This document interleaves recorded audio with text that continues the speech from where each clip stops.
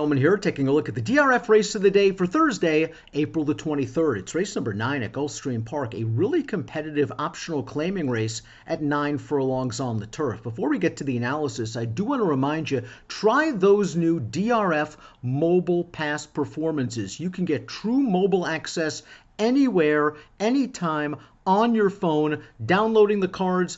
Very easy, very fast as well. You also get access to the exclusive lifetime buyer speed figure graph and more. Learn more at drf.com/MPPS. Here's the field for Thursday's race of the day. You can download free formulator pass performances for this race on the race of the day event page at drf.com. Access them, handicap along with me. Let's talk about the pace in this race via the Timeform US pace projector. Timeform US believes the pace will be fast. I agree.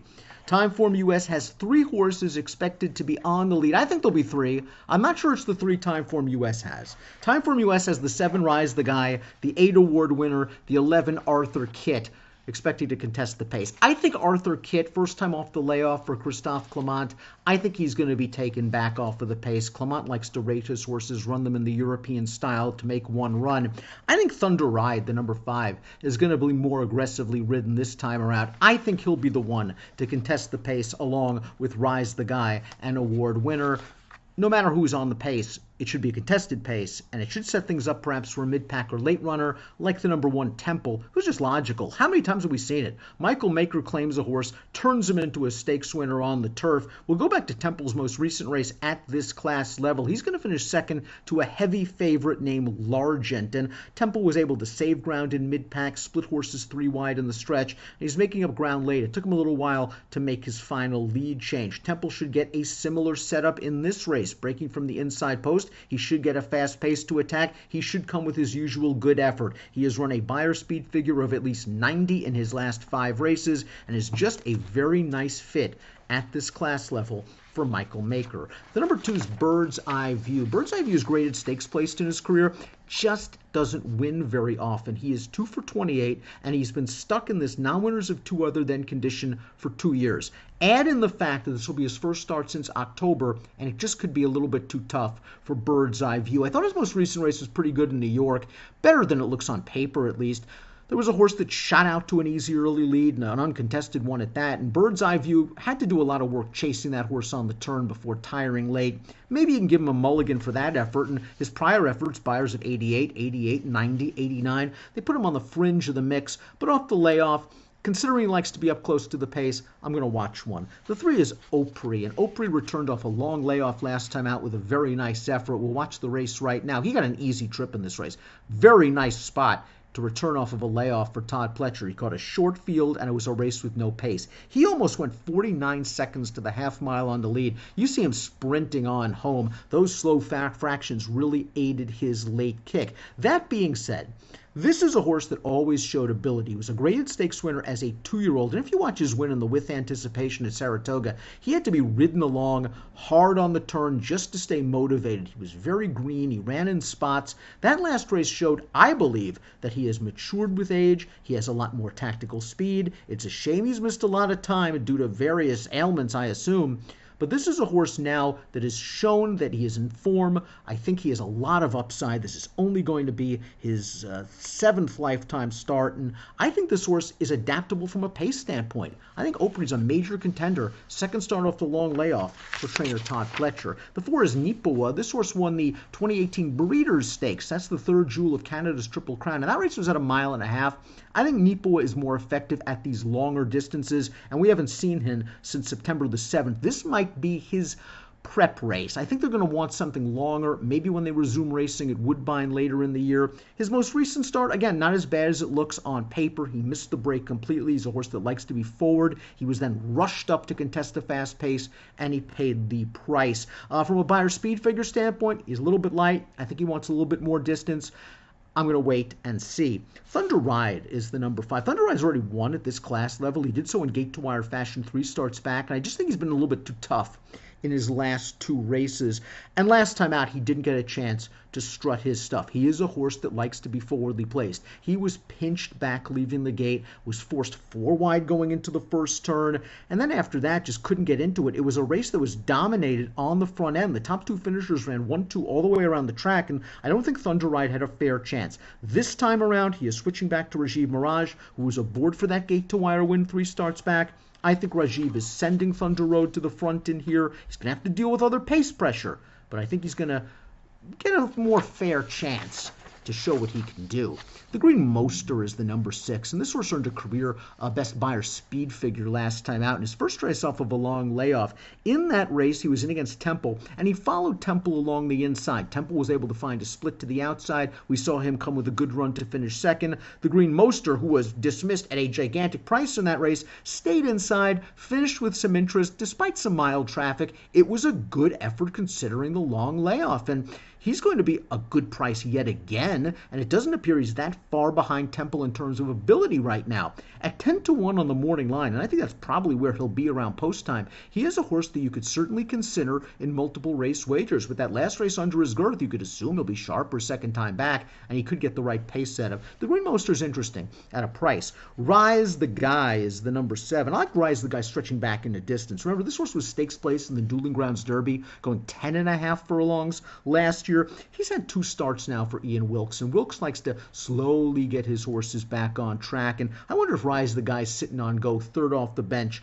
removing blinkers. In his first race back, he was in against Largent, who we've talked about already, and he was in behind horses and kind of in traffic in mid-stretch, finished with a little bit of interest. I thought that was an okay race with a 90 Beyer speed figure. Last time out, breaking from the far outside post, he was aggressively ridden. He battled with Largent in the early portion of the race, and he ended up tiring.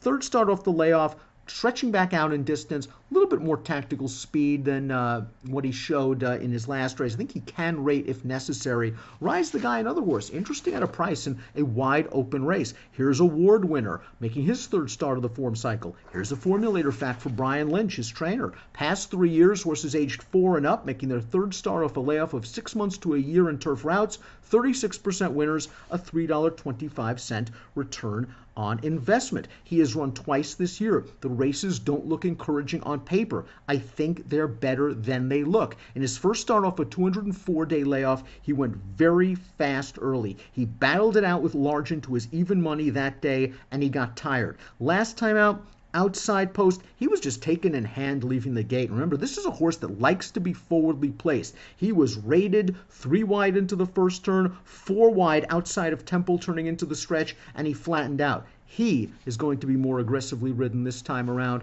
He'll be close to the pace, and we'll see if he can deal with pace pressure. A 1.125 is no issue for him. The 9 is Krampus, a back classer at 20-1 on the morning line, and he's another one that might be dirtied up just a bit. This horse won the Grade 3 Canadian Turf in 2019. He was claimed for this price 3 starts back. And I think both of his races have excuses. They ran him in the Canadian Turf 2 back against Sombaye, who's in raging sharp form, and I just don't think Krampus is that kind of horse anymore. Last time out, they dropped him back to this level. He was near the back of the pack, near the rail. He had nowhere to run in mid-stretch. You watch the replay of that race, Amaziel Jaramillo is just crying out for room, and there is none. Now, maybe Krampus wouldn't have won with a clean trip. Maybe he's lost a little bit of zip off of his fastball, but Krampus, I think, is going to get a good pace situation. He has run plenty of races in the past that indicate he can win this race, and why not betting a son of Shakespeare on Shakespeare's birthday, April the 23rd. The 10th is Riheka, and Riheka's taking a big step up in class. He's double jumping in class off of a victory last time out. Now, they stretched him out to 1.5 miles. A, I think he liked that. B, he loved the trip and race shape he received that day. They went a blistering pace for 1.5 miles for that class level. Riheka just lingered near the back of the field. He crept up along the inside. He got a seam in between horses. Everything worked out for this horse that day. Now he's facing much tougher horses. I don't think he has an edge over these, turning back to 9 furlongs. The 11 is Arthur Kidd. He's perhaps the most interesting horse in this race. He was a very good 2-year-old in England. Group placed, and he just didn't move forward last year as a 3-year-old. Now, I personally think The distances were too long for him last year. Christophe Clement's been on the record saying he likes longer distances for Arthur Kitt, and he thinks this race might just be a comeback, and they might eventually stretch him out when they get back up north. We'll find out. Arthur Kitt's last race was way back in July in the Grade 2 Nijinsky Stakes. It was a tough spot, and it was a tough situation. The favored winner, Tiz Islam, got to the lead. Arthur Kitt was the first one to make a move at him. He couldn't get by him, and he tired while hanging on his left lead in the lane. Clement excels off layoffs. I think this horse will be taken back off of a quick early pace. We'll see. I like the 1 1/8 for Arthur Kitt. Clement seems to think that maybe he wants a little bit longer, but he does fit from a class perspective. I would demand value on this horse, though, because I think he's going to take some money, and I'm not sure what we're going to get off of the layoff. Completing the body of the field is Timmy M on the far outside. Timmy M is in for a tag for the first time. He was listed as a vet scratch on March the 29th. He's come back to work slowly twice. Now he's in for the 62.5. He was down inside in some minor traffic last time out. His buyers are light. Tough outside post position. He's going to have to improve if he is to upset the apple cart in Thursday's race of the day. Top pick time, I'm going with Opry. I think he has all the upside potential. I think he is adaptable to any kind of pace scenario. I like the way he sprinted on home last time out. Yes, he got a good trip. I think he's going to get a good setup here. There's going to be a fast pace, and he has proven from off of the pace. I also think he'll be a slightly better price than the horse he's likely the one that he's going to have to beat, the number 1 Temple. So I'm going 3-1-7-6. Thursday's DRF race of the day is the 9th at Gulfstream. Approximate post time 5:17 Eastern. Good luck.